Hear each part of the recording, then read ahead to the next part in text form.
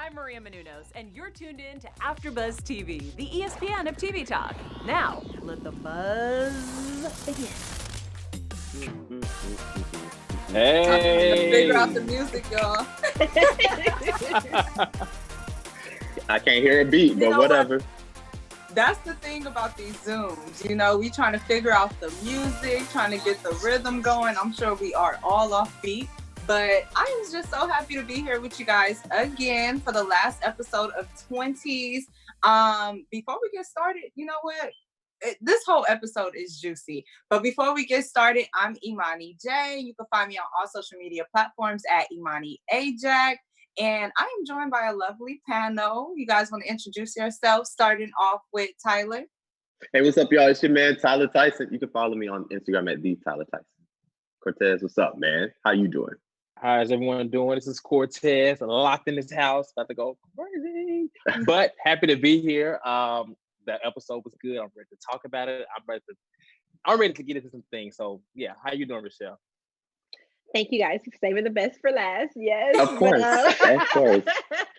I am your last host, Rochelle. And yes, you guys, that was crazy. Just like Imani has said in our little 60-second review. What's up? Waking up. We starting off the finale with wet dreams. I'm trying to get into it. What's up?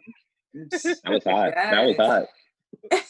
You know what? So much happened in this episode. At the very start, we had someone having a wet dream. Then we figure out what Hattie actually did with this script that she took from Ida B. And then we finally get to meet Marie's mother. So before we unfold into everything, I want to know, how do you guys feel overall about this episode? Starting off with Tyler. Yeah, so I loved this episode. My only complaint is that I wish the episode was longer. I loved everything, because I told you last week that I was not even interested in Hattie's storyline anymore. I am now officially interested again. Like you said, the wet dream starting off, you know, what happened at the end, which I'm sure we'll talk about. And then even Marie, who I'm a new fan of, that whole situation, her mom being kooky and way out there, but Chuck's parents being none other than the Foxes, you know, Rick Fox and Vanessa Williams. Like, come on. Like, who doesn't want them as their parents? And then Nia killed that monologue. Like, it was just the barista read at the thing. Like, I just wanted more. Yeah. Courtez, what you thinking? I think it was a good episode. Like, I'll say because we've been doing this show for about 8 weeks now. And about 7 to 8 weeks now. And basically, I realized that all of the predictions that we predicted, none of it happened. So we were all wrong, and it's like they took us on this different way. Like, everything ended out on a finale in a different way. So it was a good episode. I like to be proven wrong. When I'm right, I like to be right. But you know, if someone takes it away, and be like, oh, this, you know, it takes a twist a turn and a twist. I'm always like, okay, you got me. Like, I'm here for it. So good episode. Rochelle. Well, yes, friend. The Marie situation really had me confused about the proposal and just with Chuck. And I'm confused. I'm really confused on why would she accept the proposal. But then again, I would have too, because I feel like I would do that. But I'm curious. So I'm excited to talk to you guys about this, because I want to know what you guys would have done in a situation like that. Would we just keep it pushing? The parents were interesting. That was just a lot on its own. So that's what I really want to touch on tonight with you guys. Yes.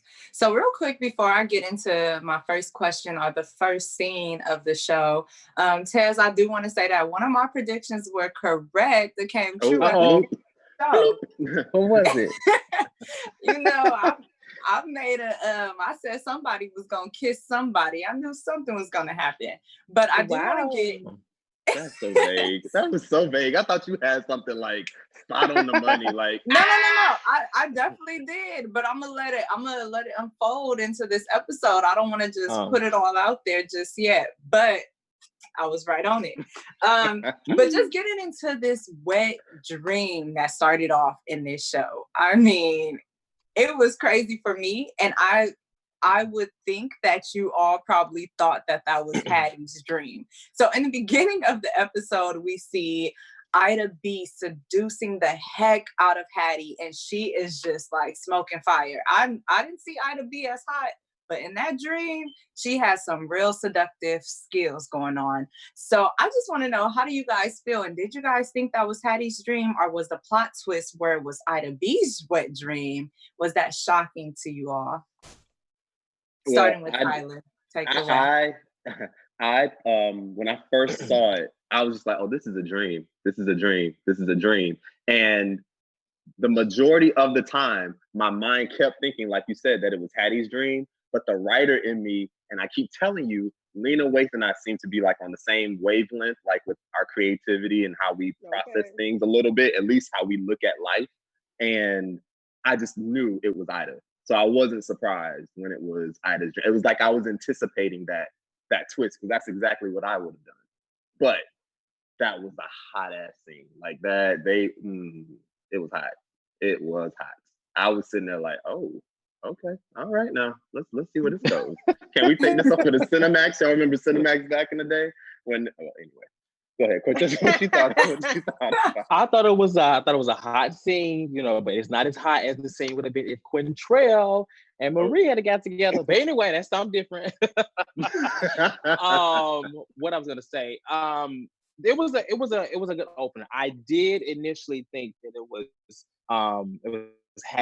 Hattie's dream. But then a party was saying, well, maybe it's not a dream, maybe it's actually happening. But I was more shocked for it to be Ida. I never my mind never thought, oh, this is Ida. Like, it was actually Hattie. So I was surprised. They gagged me. I guess I'm a fool in this one, but that's what that's what I got from it. But it was a nice scene. Our show was like, all right, Ida, And when she woke up, she was just like, distraught, because she knew she had already messed up. She knew by having that dream, it was all over. We had already seen her come on to her in the previous episode. So it's like, now she having this dream, it's like, oh shoot. Mm-hmm. I don't know. Like, maybe it's just me, but I don't care for it too much. As in, like, I don't see any connections with Hattie and Ida B, because Ida B is just mean to Hattie. They're not in the same age. I mean, they just like the same things. If they do, it seems like Ida doesn't like her workload. Of course, she's really stressed out about it. She has a different perspective and energy towards it. Hattie is a totally newcomer, super goofy, careless. I don't see the similarities, so it just kind of throws me off. When I watched it, I was like, whoa, we're starting off heavy. Give me a second, like, what's up? It was just a lot. It was a lot. And yes, absolutely. I was so caught off guard. Like, I was just like, what? I for sure thought it was Hattie, because she be juiced up. But I didn't expect that to be Ida B. You said she be juiced up. She be juiced up, she be ready. Had it ready like a little Caesar pizza. So I'm hoping you guys can give me a different perspective on Ida B and Hattie, because I don't see it and I don't understand it, and I would like to. You know what? That's interesting that you even said that, because I mean, while they're evidently, like, obviously it looks like there's no connection between the two, but the way I feel is that their differences makes the connection, because Ida B can kind of teach Hattie how to be a little more mature. Maybe she could just bring that side out of Hattie, but obviously it's very awkward. It's honestly a lot of teaching in that relationship. Yeah. Like, they both have a lot to kind of give each other, and it becomes more of a a teacher classroom setting versus a relationship, in my opinion. But you're right. That's exactly what I was going to say. I was going to say the connection that they have is that they're both, and even though she's a novice and she's getting better the further along she gets, but Hattie and Ida are kindred spirits, and they have this connection on just being dope writers and producers of content. Like, they just can spot a great piece of work, and they appreciate it, and they love the art and the craft of writing. And I think it's their love for that craft, which is where they have this similarity and this connection, where they both can see each other, and the age difference doesn't matter, the background doesn't matter, because where we are alike is on this plane of creativity, and that's where they stand eye to eye. Yeah. Or closer to eye than. Yeah, and I feel what you guys are saying there, because I'm just like, I don't think that they're soulmates for the long term. I'm just thinking like they both need to get something from each other and move on with their lives. yeah, I couldn't see them really being long term, but I can see them being something like a little phase, a little, You get a good year. You got a good year. Yeah, But she's like This is not okay. a long-term situation. But think about, she's already fired her now. So what is that going to bring to the relationship? Ooh, The fact that they are That now, makes it great. But do you think she's really fired? That's the No. question. She's fired, but not fired. It's like now. Have you ever? Oh, let me not tell my business. You know what? Y'all are jumping the gun. We haven't. You're right. Okay, I'm so sorry. Let's stop. You know Let's what? move on. Go so ahead. I don't tell my business. Go ahead, back, Imani. Imani. Go ahead. Get back on that schedule. part. Okay, so look, now we already into the Ida B wet dream, and we've already discussed how we feel about their relationship. And thank you, Rochelle, for bringing that different perspective to me, because I was just like, it makes sense. Teacher, student, whatever. So we also find out about the script that Ida B stole from Ida. And we find out the script that Hattie stole from Ida B. And I know that we were wondering what was she going to do with this script. And now we see that she let her friends read it. And when she was letting her friends read the script, I was thinking that it was her writing, because Marie and Nia were speaking as if they thought that Hattie was speaking about them and, their lives, but really it was Ida B's work. And Hattie ends up getting Nia an audition with Ida B and the rest of their crew, and Nia ends up reading her a monologue from that exact script, which belonged to Ida B. So how do you guys feel about that whole situation? Who was wrong in that situation? Was Nia wrong? Was Ida B wrong for firing Hattie after that whole incident? Or was Hattie wrong for taking her boss's word? So in this situation, like, one of the worst things for anyone that creates, Imani, you create content, Courtez, now I know you create, and you have an artistic side where you create paintings and whatever else that you do. And Rochelle, I'm sure you have things that you create. When you create something and somebody steals it, because that's what it was, they stole it, and then they show it before you're ready for it to be shown or listened to or read. That is one of the most violating things a person could ever do. Like, that's almost on the line of being unforgivable, because it's like, this was mine and I was not ready for anybody to see it. When I'm ready for somebody to see it, they will see it how I want them to see it. You have taken a little bit of control out of this for me, especially when if you're really serious about what you do, it's that serious for you. So Hattie was dead wrong in that. Now, on the flip side of all of this, I completely understand why she did it. If she was gonna do that, that is something that you either don't share with anybody else, or the one or two people that you shared it with, you have to tell them, this stays between me and you. You can't, you have to let them know what's going on, because by not letting them know, thus we end up in a situation where the opportunity comes, and now the secret is out that you stole this in the first place, and here we are, you have to deal with the consequences. So, but overall, Hattie was wrong. She shouldn't have taken it, and she shouldn't have shared it.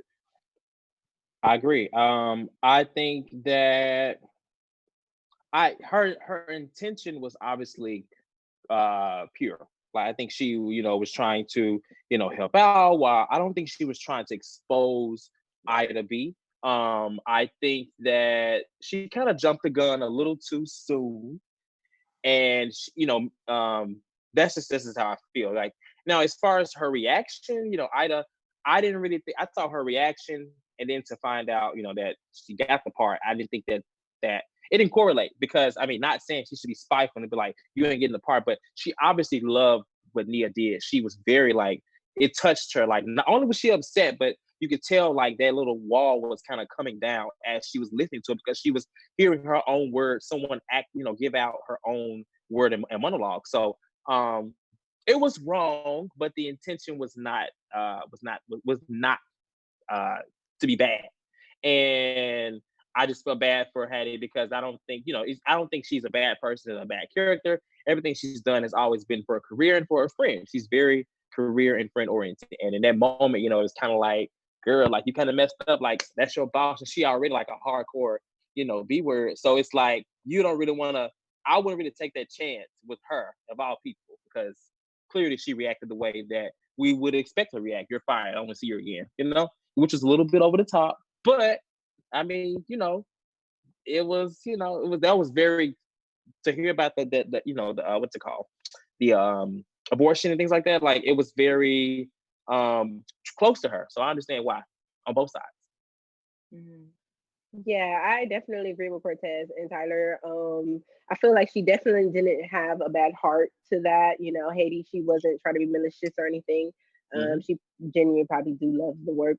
But I do believe sometimes she just moves so hasty, and that was really irresponsible of her, and as well as her friend as well, to do a piece by her without asking her friend. That's not a situation to be a surprise. I'm going to use your piece. That's something that you should have ran by her and be like, okay, if I don't get the line, knowing that you're an actor and that you actress and you should have that backup to do a monologue or something, she should have been like, is it okay if I can use this piece or something? I feel like there was a couple of little red flags, in that situation. But I do believe it was hasty for Ida B to just drop her. Well, excuse me, not drop her, but fire her. That was just hasty, like, and it was messy, and I was just like, okay, you just It was fired so her because abrupt. you kind of do It something. was so ridiculous. Yeah. It was so abrupt. It was Yeah. fast. It was like, all right, bye, I won't see you again. I'm like, dang, what about my last check? Once again, I My knew last that check. wasn't the last time. Like I knew when she fired her in like 20 minutes, there was gonna be something. Because if anybody could take something that personal, it would be Hattie. And sometimes as creatives, I'm sure you guys can relate to this too. Sometimes we hold on to stuff longer than we're supposed to.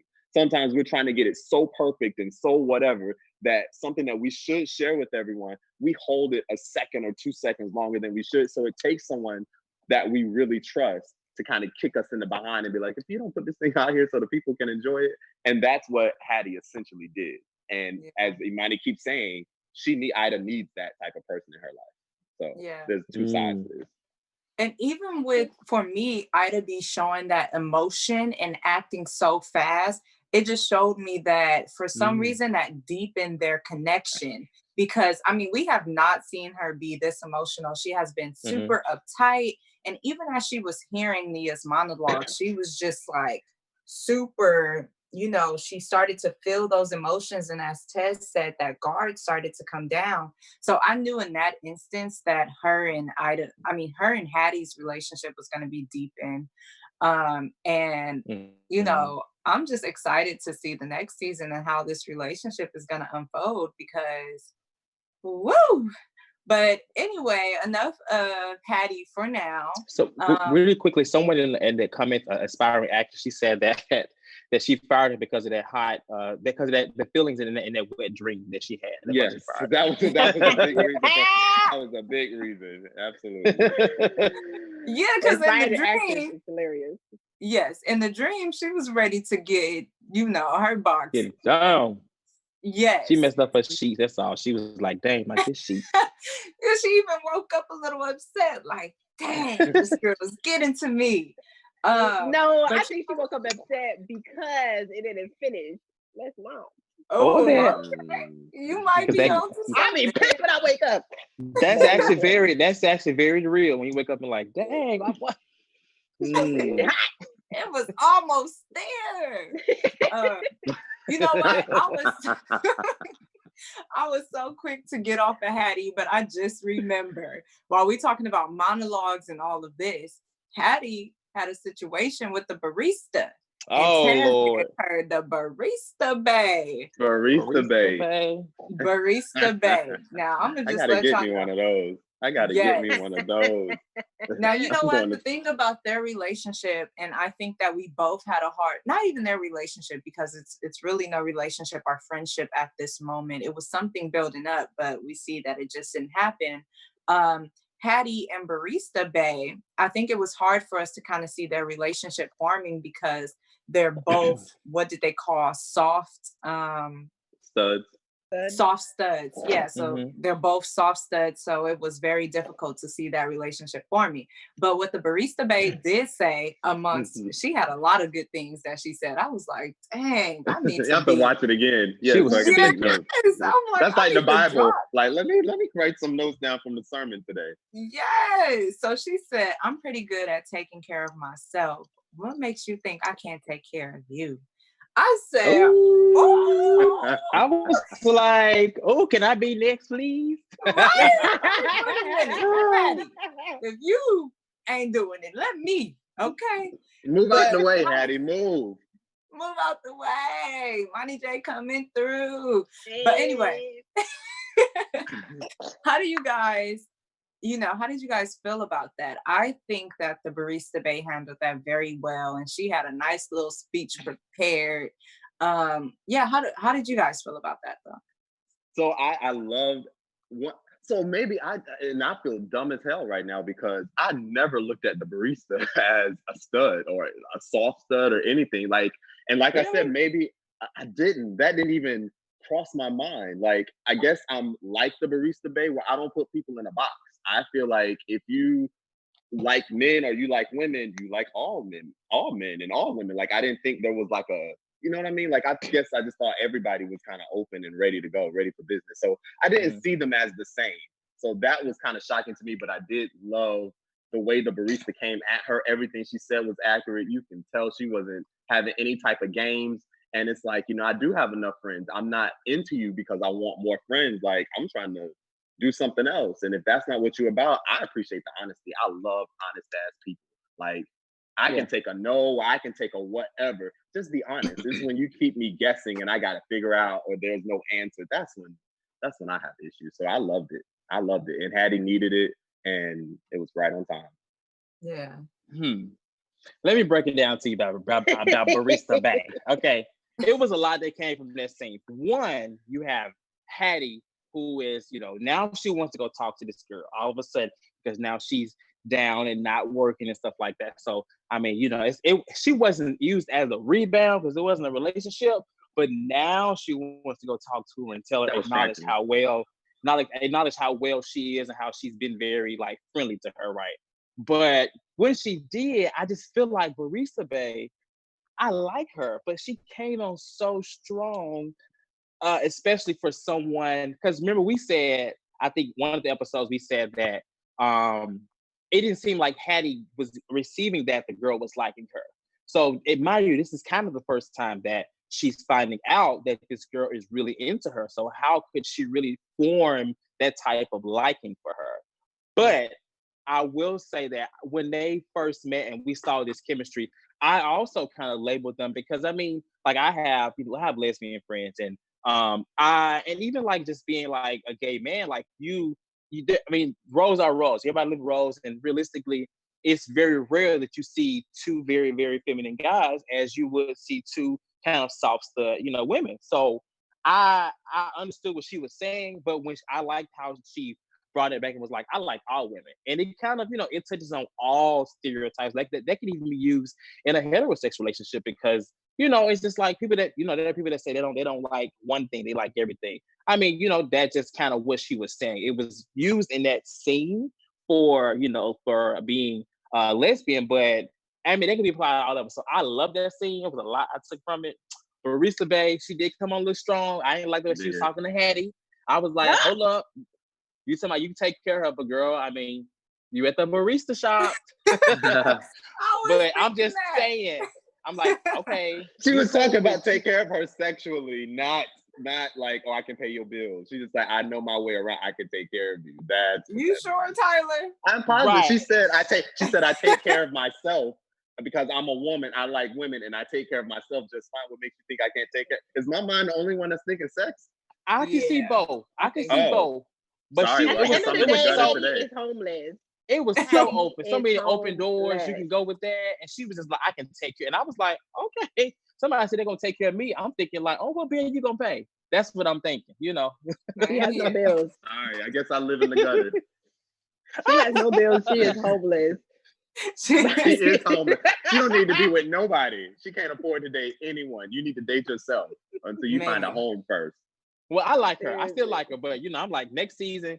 I mean, she just came on so strong. Like Hattie just now is really realizing, oh, this girl actually likes me. I'm pretty sure that Hattie did not realize that before. And she was just already giving these, Erykah Badu spills. And I was like, okay, girl. But if you like somebody right off, like if you like somebody, Hattie just does not like her like that. Like you just know that's not something you need to figure out. Nobody needs to come tap you on the shoulder to be like, hey, I like you. Do you like me back? Check yes or no. When you walk into a room and have conversation with somebody multiple times, right off the bat, okay, I can do this with them. I can do that with them. I would like to do this with them. I would like to do that. I don't ever want to do this. Like, that. So she knows. I agree with you. I agree with you, but then again, it seems that Hattie is very young, and from the resume that we have been proposed with, she has nothing but games to give and receive. So this is very different for her, Barista Babe. So I'm super excited about that. And shout out to Inspiring Actress all up in the comments. I appreciate you because the comments are keeping me going. Like I'm reading them, and she said that was right. So thank you, Inspiring Actress. Woo-hoo. But back to Hattie. Yeah, she needs someone like Barista Baby. Let her know what's up. Like, listen, this little mama. You may be new to this, but I'm true to this. Okay, I'm a lesbian. Okay, I like females. I don't care if you was hood. I don't care if you the baddest. I don't care. Listen, I want you, and that's that. And Hattie is just, she thinks she can play games because that's all she do.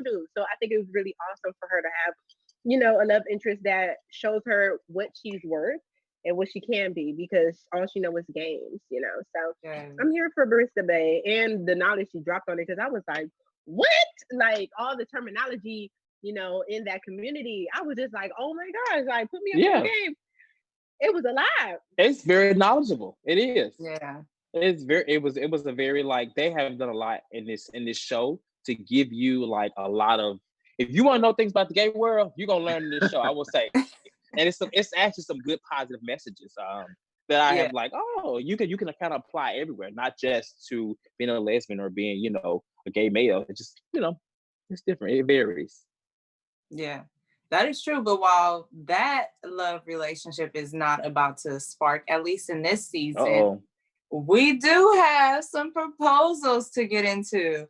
So Marie's boyfriend finally proposed. And I know at the start of this season, I think that most of us kind of maybe half of us made the assumption that maybe Marie's boyfriend was gay. I know that my feelings have changed, and, it has taught me a lot about don't ever make assumptions, because I think this whole season has been about breaking down these boxes and barriers and letting you know that you do not need to box people in, because they will show you different.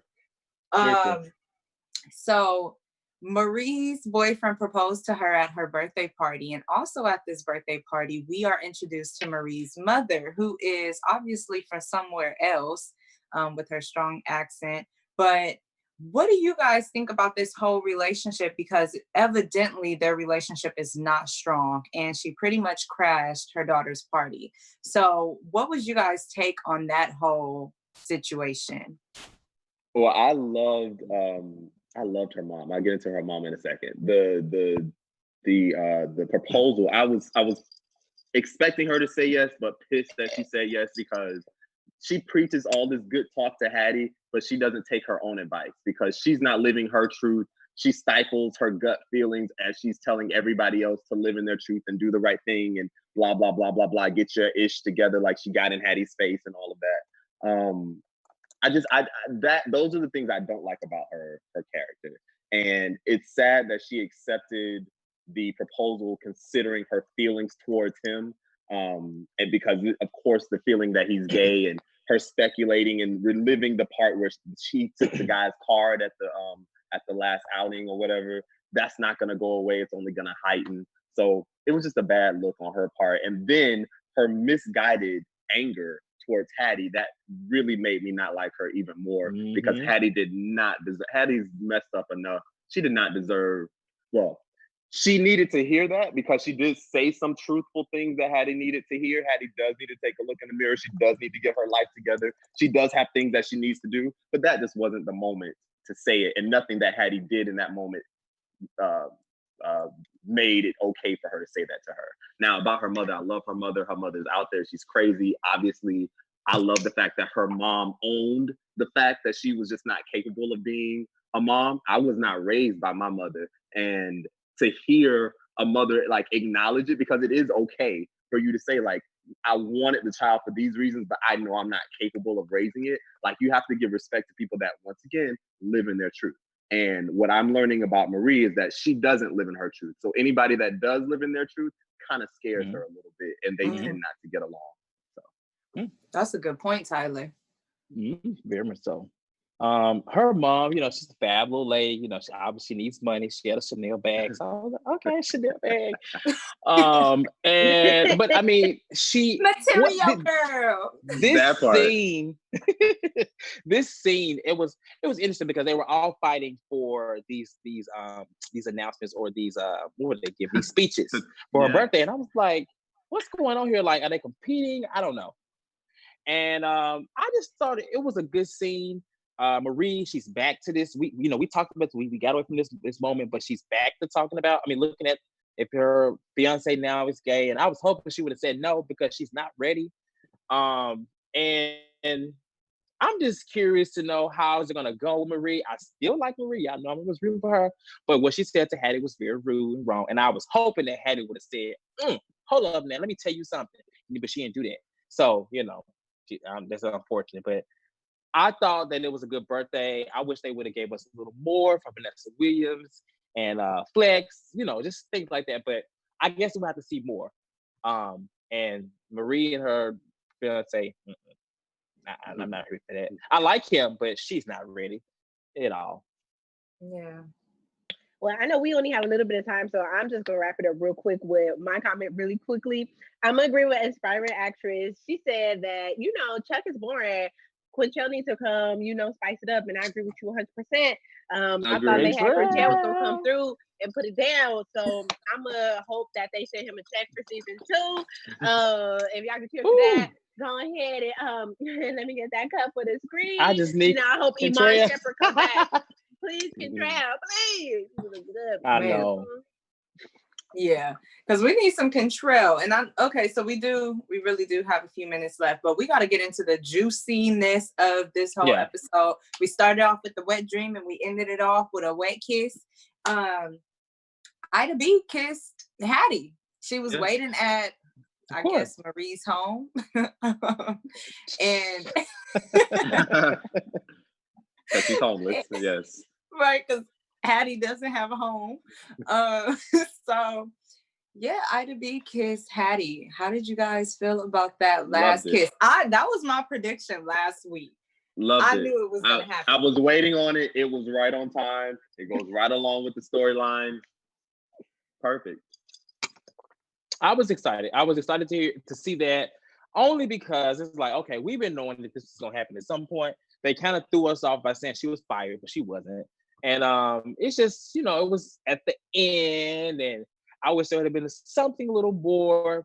I just feel like they kind of shortchanged Hattie. Like, this was her episode. We need to see more. I want to see her struggle. I want to see her more like sad and just down, and then to come back to, go to her friend's house and see, this woman that she actually liked. I would have wanted to see a little more of that. But it was good to see them kiss. As we said, I'm worried, and I've been talking to aspiring actors in the comments because we just feel like when it comes to career, it's going to be messy. So we'll see, I guess, moving forward in the next season. Rochelle? Listen, I don't understand it, but I'm here for it. So I guess season 2, we're going to see, because I'm not understanding how it's going to work. I don't know. I don't understand. So I just have to listen to season 2 because I don't understand it. But we're going to see. So that's that on that. Ida B is finally let down those walls. And that's it took just a little bit. You're right. I think she's faking it. She's going to be one in the office and be like, get your hands off me. She's going to act like she ain't really do that. I just feel it. She's crazy. She's crazy, y'all. She plays too much. She do play too much. Just like Hattie. Just like Hattie. They are more alike than not. Wow. But you need that yin and yang. I'm with you. I see their similarities and I see their differences. Yeah. So real quick, let's get into our predictions. Oh, okay. Uh-oh. Prediction for the new season. Okay, you're gonna see the complicated ridiculousness of Hattie and Ida B continue. This bond is only gonna get stronger over time. As we said before, I don't see this as a long term, but definitely in real lifetime, like a year, but in episode time, maybe a full season, maybe. But it's just going to be complicated and a mess. I think Quintrell is definitely going to be back in season 2. Once she gets engaged, that's when old girl Marie, her, that feeling like, oh, this might actually be the end of my single life is going to really start kicking in. So she's going to be ready to have some fun, and Quintrell's going to be there to have some fun with her. Or if not Quintrell, somebody else, because that whole gay thing is not going away in her gut, And I'm excited to see what happens with Nia, because that's the one that's kind of like up in the air. She did get the part. It's just interesting to see if Big Sean's gonna pop back in the picture. Like, I just don't know where her storyline is really gonna go. That's kind of a big question mark for me. I think Nia is going to be thriving. I think she may be, because we didn't mention something in the early episode, and it's with that when they were talking about the script and they thought that Hattie was talking about her. But I think Nia is going to, about them, sorry. But I think Nia is going to really thrive. And I think she may even kind of distance herself from Marie and as a group, I see that happen. Like, she seems to be very successful and she's like really good.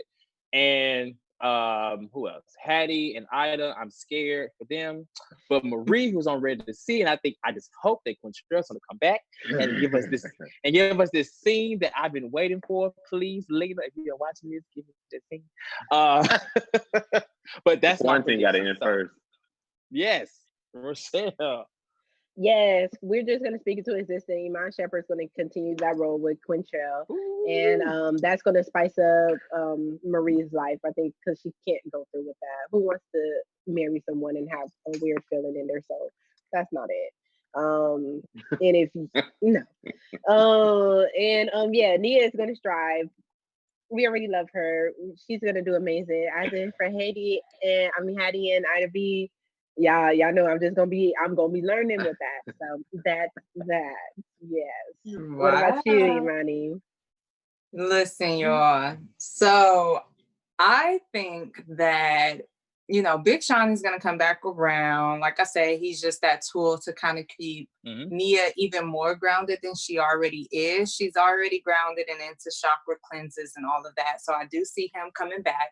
Quintrell, he's going to come back, and I know a lot of us have mentioned Quintrell, but we're also missing the fact that is that her boss, the white guy? Oh, yes. He's in love with her. Yes. I predicted that last week. Exactly. So look, I remember saying that. I'm like, some love connection. So did I. You know in what? That parking lot and that closeness. Yeah. Marie is just really getting a lot of attention from men as she's dealing with these kind of insecurities or assumptions about her own boyfriend or fiance now, instead of just being open and real, like, hey boo, do you swing both ways? So I do see her just getting a lot of attention from Quintrell. Oh, that F boy name is so hard to pronounce sometimes. Quintrell and her employer. No, Hattie and Ida B, they're going to be a thing, and I think that's just going to be kind of seasonal, or just for a phase. They're going to get some things from each other. And I want to go over some predictions from the aspiring actress, who says Quintrell and Marie are definitely going to get together. And the lean says that Barista Bay will be back. And so that's my predictions, and that's it. I think we covered everything in this show. I think we got into all the juicy topics, the juicy beginning, all the way to the juicy ending. As always, thank you guys for tuning in with us. Thank you for all the comments, for interacting with us during this quarantine time. You can find me on all social media platforms at Imani Ajak. And Tyler, let them know where they can find you. You can follow me and get your entire life on all social media at the Tyler Tyson. Courtez, where can they get their life with you, man? You can find me on Instagram at StupidWildTez. I am the lean in the comments, actually. So you can follow that YouTube page. You can keep up with all your TV shows and pop culture, honey. But Rochelle? Yes, friends, you can always find me on Instagram at Roach Baby. That's ROACHBAYBEE. And Imani girl, where they can find you at? Oh, I already told y'all, but let me give y'all 2 times, at Imani Ajax. Now leave that in the comments for y'all. Thank you. Yes, that was Stay safe. fun. Bye, friends. Bye. Our founder, Keven Undergaro, and me, Maria Menounos, would like to thank you for tuning in to AfterBuzz TV. Remember, we're not just the first, we're the biggest in the world, and we're the only destination for all your favorite TV shows. Whatever you crave, we've got it. So go to AfterBuzzTV.com and check out our lineup. Buzz you later. The views expressed herein are those of the hosts only and do not necessarily reflect the views of AfterBuzz TV or its owners or principals.